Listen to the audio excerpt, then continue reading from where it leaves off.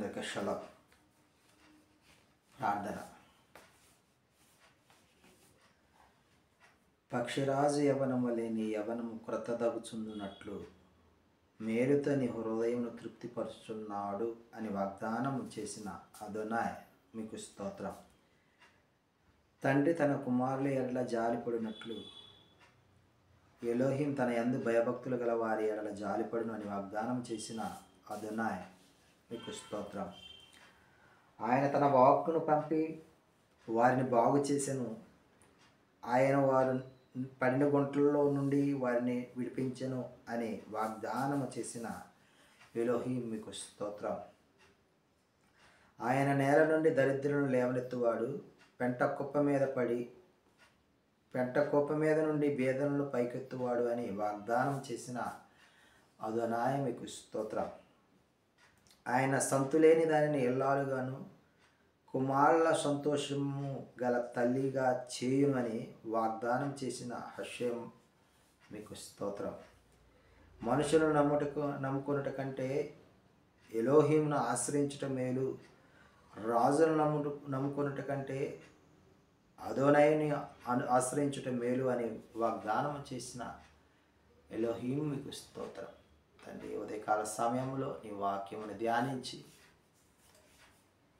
మేము బలపరుచుకొని మన శరీర రీతిగా ఆత్మీయ రీతిగా బలమునందుటకు ఇలాంటి అనుకూల సమయాన్ని మాకు అనుకరించిన విధానం బట్టి మీకు స్తుతులు స్తోత్రాలు చెల్లించుకుంటూ ఈ మా మనవుడు మా రక్షకుడు మచ్చుకుడైన నజరేయుడైన యేషువా మెస్సీయ నామమున అడిగి పొందుకుంటున్నాం తండ్రి.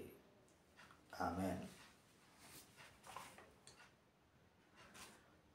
ఆది అపోస్తుల ఉపదేశమునే మకుటముగా ధరించి ఉన్నా. ఆది అపోస్తుల ఉపదేశమునే మకుటముగా ధరించి ఉన్నా. క్రొత్త నిబంధన సంగమే, క్రొత్త నిబంధన సంగమే, క్రొత్త నిబంధన సంగమే, క్రొత్త నిబంధన సంగమే, క్రొత్త నిబంధన సంగమే, క్రొత్త నిబంధన సంగమే. సూర్యుని ధరించి చంద్రుని మీద నిలచి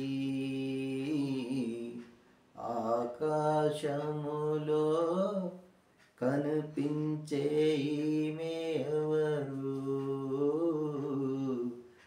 ఆకాశములో కనిపించే ఈమెవరు. ఆమేన్. సంఖ్యాకాండము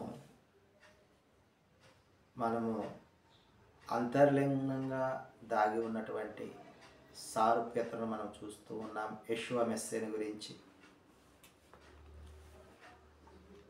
పాత నిబంధన గ్రంథములో సంఖ్యాకాండములో ఉన్న యేషువా మెస్సీయను మనము విశ్లేషణపూర్వకంగా ధ్యానిస్తున్నాం.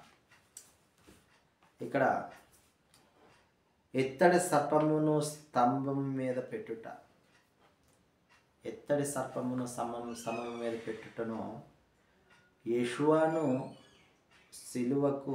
సిలువ యాగమునకు సూచనగా ఉన్నది అని మనము ధ్యానిస్తున్నాం.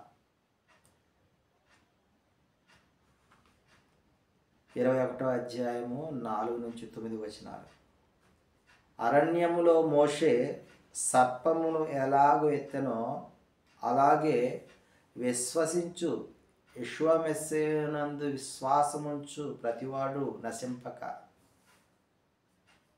ఆయన ద్వారా నిత్య జీవం పొందినట్లు మనుష్య కుమారుడు ఎత్తబడవలెను. యోహాను 3వ అధ్యాయము 14-15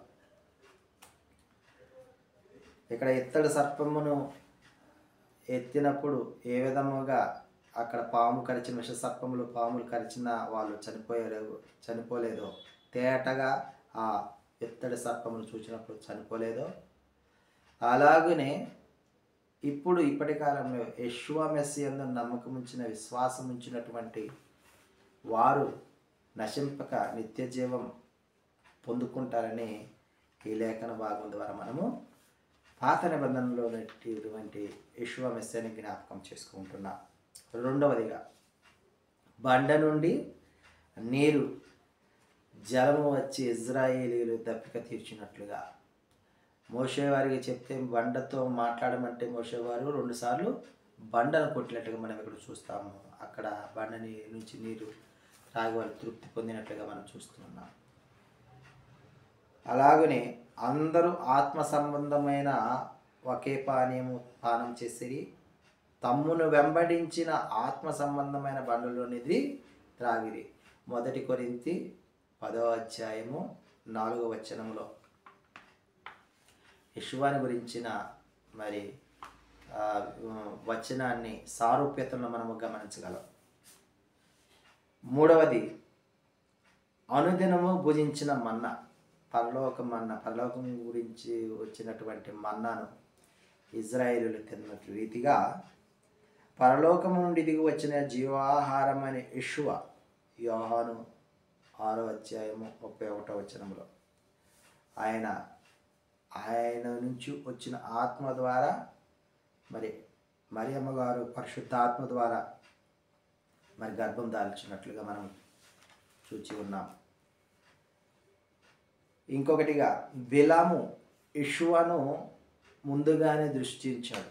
ఏ విధంగా అంటే ఆయన చూచుచున్నాను కానీ ప్రస్తుతం ఉన్నట్లు కాదు, ఆయన చూస్తున్నాను కానీ సమీపం ఉన్నట్టు కాదు అని, నక్షత్రము యాకోబులో ఉదయించును, రాజదండము ఇజ్రాయేలులో నుండి లేచును. ఇది కూడా మనము బిలాము మరి ఎవరిని గురించి వివరించాడనే విషయాన్ని మనము జ్ఞాపకం చేసుకుంటాము. అది యెషూవా మెస్సీయ గురించి, అంటే జీసస్ క్రైస్ట్ గురించి వివరించినట్లుగా మనం ఇక్కడ చూస్తూ ఉన్నాం.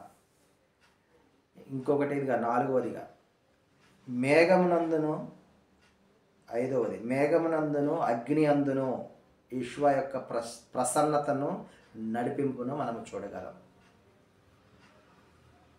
మేఘము అగ్ని, పగలు మేఘము రాత్రి అగ్ని స్తంభముగా ఉండి నడిపించినట్లుగా ఇప్పుడు వాక్యమే శరీరధారి ఈ లోకానికి వచ్చాడు కాబట్టి ఆయన అగ్నిగా మరి మేఘముగా, అంటే చల్లని సమాధానక ఓర్పు సహనాన్ని దీర్ఘశాంతాన్ని ఎన్ని కలిగి జీవించినట్లుగా మనము యెషూవా మెస్సీయని చూడగలం. కాబట్టి ఇంకొకటి చివరిదిగా, ఎర్రని పెయ్య యొక్క బలిని కూడా యెషూవా మెస్సీయ యొక్క బలి శిలువ యాగాన్ని గురించి ఉన్నట్లుగా మనము మరి జ్ఞాపకం చేసుకుంటున్నాం. కాబట్టి ప్రియమైన సహోదరి సహోదరులారా, సారూప్యత యెషూవాను గురించిన యెషూవా మెస్సీయ ఇక్కడ పాత నిబంధన కాలములో ఉండి వారికి ఎడల కూడా అనేక మరి సహాయము చేసినట్లుగా మనము ఈ యొక్క లేఖన భాగముల ద్వారా ధ్యానిస్తూ ఉన్నాం, జ్ఞాపకం చేసుకుంటున్నాం, ఆలోచన చేస్తున్నాం.